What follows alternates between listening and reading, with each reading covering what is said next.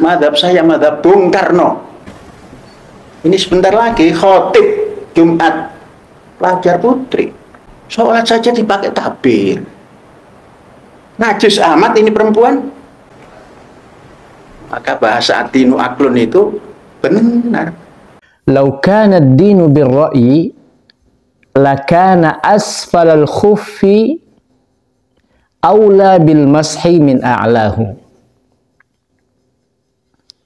Yang artinya adalah, andaikan agama itu hanya diukur dengan ra'i, dengan pendapat kita, dengan akal kita yang sempit atau akal yang pendek, akal yang belum digunakan secara mendalam, maka Bismillahirrahmanirrahim. Assalamualaikum warahmatullahi wabarakatuh. Alhamdulillah wassalatu wassalamu ala rasulillah wa ala alihi wa sahbihi wa mawalah, amma ba'du. Sahabat belajar azan channel yang dimuliakan Allah, pada kesempatan ini kita akan mencoba untuk membahas beberapa fatwa viral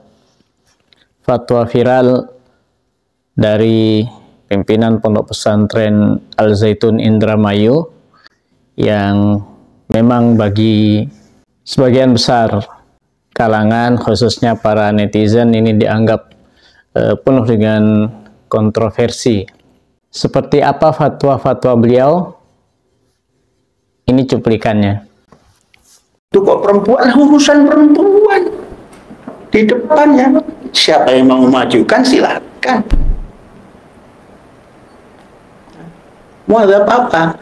Lah kok pakai mazhab? Nanti saya jawab aneh lagi. Mazhab saya mazhab Bung Karno. Dan itu sudah. Mengapa saya kenal? Saya pernah berjabat tangan pada waktu SD kelas 3. Terus saya berkenalan langsung pemikirannya sejak tahun 1963 sampai sekarang. Saya yakin Bu Megawati belum tentu membaca di bawah bendera naungan bendera revolusi dengan hafal. Saya itu sampai hafal kata-kata satu persatu. Ini sebentar lagi khotib Jumat pelajar putri. Terlepas departemen agama marah juga enggak apa-apa. Jangan sampai putri muslim ini terbelenggu, jadi budak dalam morality. Sholat saja dipakai takbir. Najis amat ini perempuan. Ada ke depan dikomentari, najis amat itu perempuan.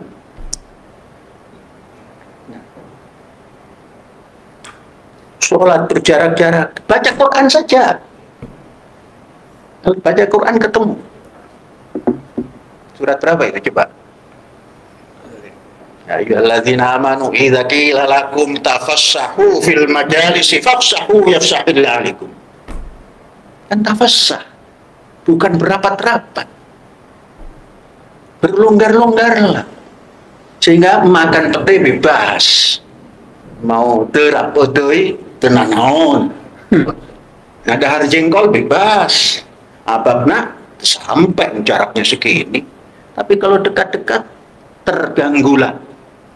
Nah, itu shadaqallah. Dan ini perjalanan fikih itu nggak boleh statis, bergerak terus. Ya. Aja. Akal manusia itu menciptakan akal baru. Maka bahasa adinu aklun itu benar. Adina liman la aklala. Intinya peganglah yang namanya Quran dan Sunnah. Kalau yang namanya ada tersam itu, ya kita buat ada tersam baru. Masa dulu saja.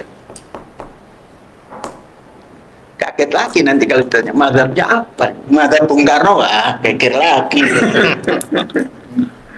Benar-benar.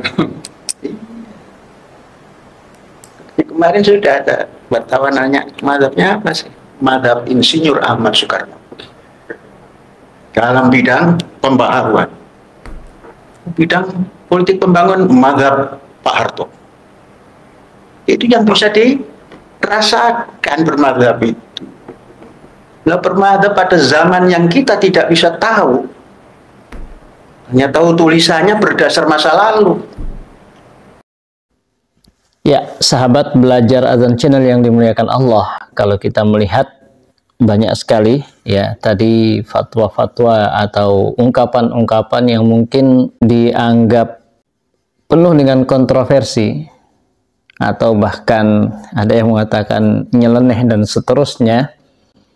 Namun kita akan mencoba untuk melihat ungkapan-ungkapan beliau ini dengan objektif ya, karena ini bagian daripada kita tawasau bil haq dan tawasau bis sabr, saling mengingatkan di dalam kebenaran dan kita saling mengingatkan dengan kesabaran tentunya. Yang pertama adalah ketika beliau mengungkapkan mazhab beliau adalah mazhab Bung Karno. Ini kalau kita ingin berhusnuzon, maka maksud beliau kurang lebih adalah mazhab beliau di dalam pembaharuan, tajdid, seperti yang diungkapkan di akhir daripada cuplikan tersebut. Di dalam masalah pembaharuan, di dalam pemikiran atau tajdid pembaharuan, maka beliau mengambil mazhab daripada Bung Karno, tokoh nasional kita. Beliau adalah proklamator daripada kemerdekaan Republik Indonesia yang kita semua sama-sama kagumi tentunya di dalam hal ini.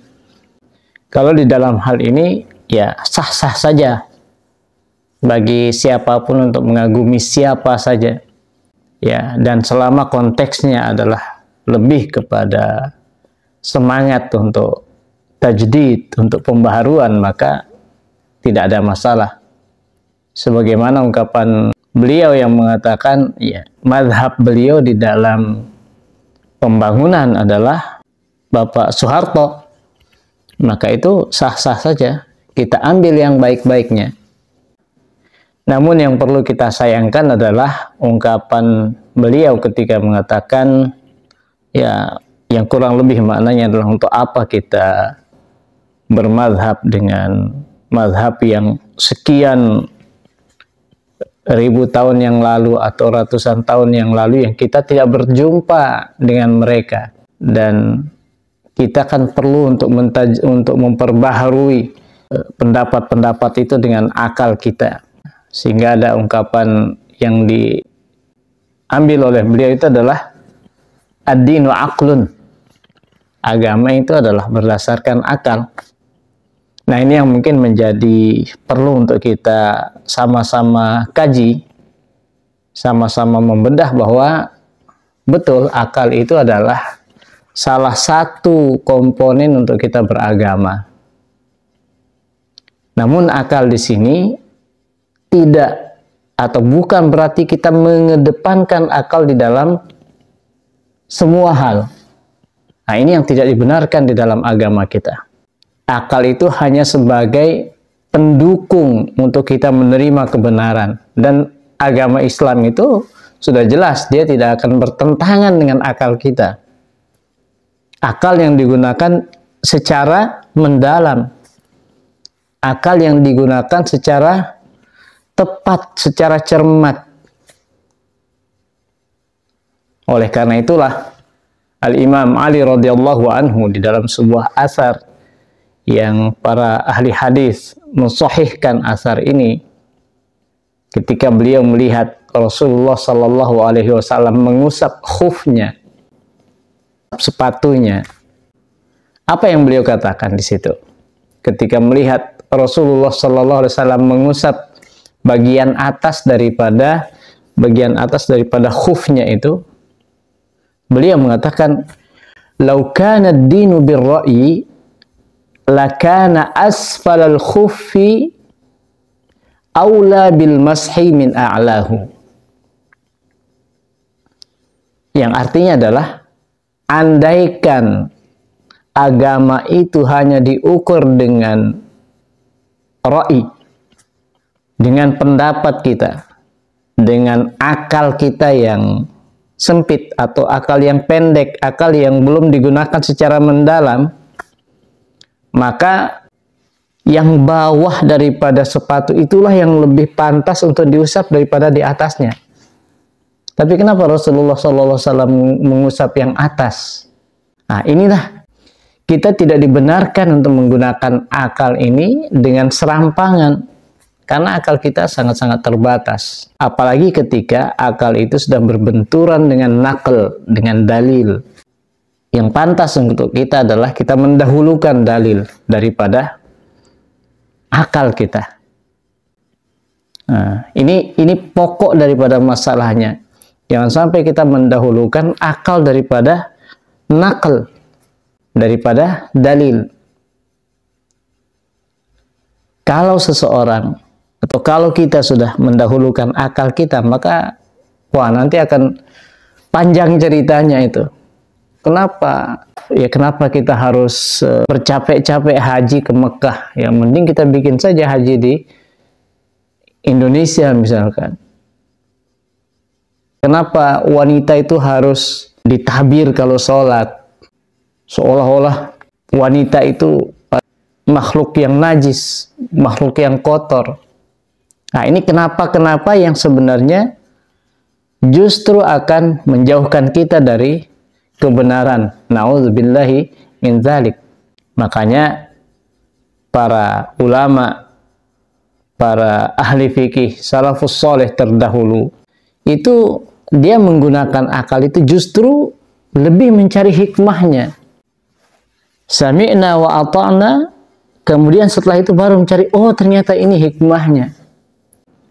Kenapa wanita itu harus di belakang ketika sholat? Sebaik-baik safnya wanita itu adalah di belakang, dan seburuk-buruk saf bagi perempuan itu adalah di depan, dan sebaliknya sebaik-baik saf bagi laki-laki itu adalah di depan, dan seburuk-buruknya adalah yang di belakang.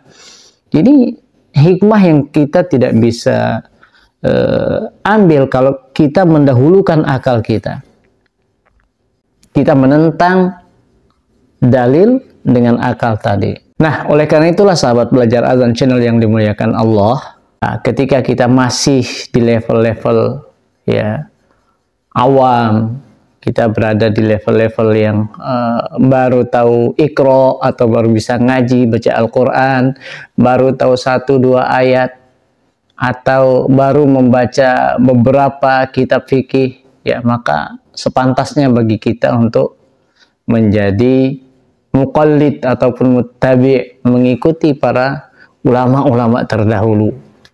Karena dengan demikian insya Allah di dalam hal-hal yang sifatnya as-sawabit yang sudah tetap itu, kita akan menjadi lebih aman ketika kita mengikuti mereka. Jangan sampai kita serampangan untuk mencari dalil, ya, yang itu nanti justru akan menjatuhkan kita ke dalam kesalahan-kesalahan.